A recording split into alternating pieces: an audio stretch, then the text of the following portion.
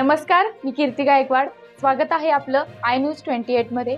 चला तर मग जाणून घेऊयात महाराष्ट्रातल्या ताज्या घडामोडी. जनता दरबारात समस्या झालो आमदाराकडून दिलासा. खापा नगर परिषद येथे आढावा बैठक संपन्न. सावनेर तालुक्यामधील खापा नगर परिषद येथे आमदार डॉक्टर आशिष देशमुख यांनी नुकतेच नगर परिषद खापा येथे जनता दरबार व आढावा बैठकीचे आयोजन केले होते. यामध्ये विविध शासकीय विभागातील सर्व अधिकारी उपस्थित होते. स्थानिक व परिसरातील लोकांच्या समस्या लेखी स्वरूपात घेण्यात आल्या होत्या.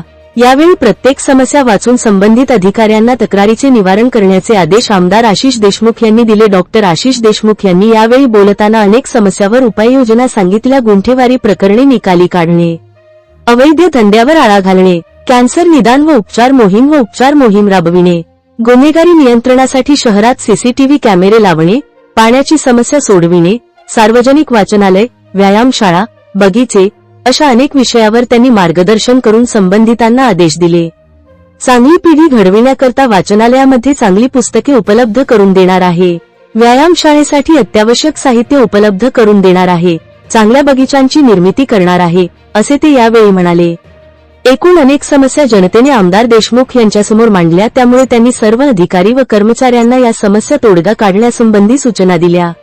यावेळी प्रामुख्याने प्रभारी मुख्याधिकारी धनंजय सरनाईक, डॉक्टर राजीव पोद्दार, तहसीलदार डॉक्टर रवींद्र होळी, अशोक भोटे, प्रशासकीय अधिकारी अनिकेत शिंदे, बांधकाम अभियंता अनिल कोंडे, कर अधिकारी गिरीश मोरे, प्रशासकीय अधिकारी वैभव गोळे, प्रशासकीय अधिकारी ज्ञानेश्वर सोनोने, पियुष बोरडे, अमोल भुते, प्रफुल्ल मोहटे, राजेशचंद्र बोरडे, खेमराज बारापात्रे, निखिल आष्टनकर, मनोज बावने, लक्ष्मीकांत गागाटे, सतीश लांजवार व नगर परिषद येथील इतर कर्मचारी, गावातील प्रतिष्ठित नागरिक मोठ्या संख्येने उपस्थित होते.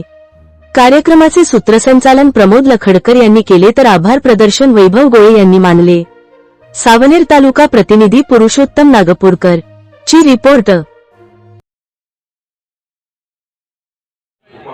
सर्व प्रतिष्ठित वडीलधारी मंडळी, सर्व माझ्या आया बहिणींनो, तरुण नवयुवक मित्र, आपल्या नगर परिषदेच्या माध्यमातून खापा शहराला येणाऱ्या काळामध्ये अजून जास्ती सुविधा उपलब्ध व्हाव्या, नागरिकांसाठी मूलभूत सुविधा शासनाच्या माध्यमातून उपलब्ध व्हाव्या आणि त्या अनुषंगाने आपल्याला अपेक्षा, इथे नागरिकांच्या असलेल्या अडचणी ह्या समजून घेण्यासाठी आपण इथे आज हा जनता कारवाई करल, असं देखील सर्व नगर परिषदेच्या कर्मचाऱ्यांच्या माध्यमातून असत.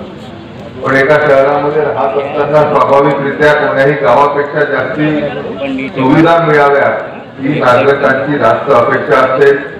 आणि आज आपल्या राजेंद्र हायस्कूल सारखी शाळा, जिच्यावर राज्य सरकारने चांगला असा निधी खर्च करून ती चांगली बनवली, पण अजूनही आपल्या गावातल्या पुष्कळशा कुटुंबाचा खर्च हा मुलांना नातवांना कॉन्व्हेंटमध्ये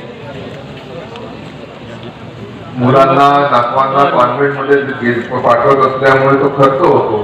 आणि म्हणून आपल्या नगर परिषदेच्या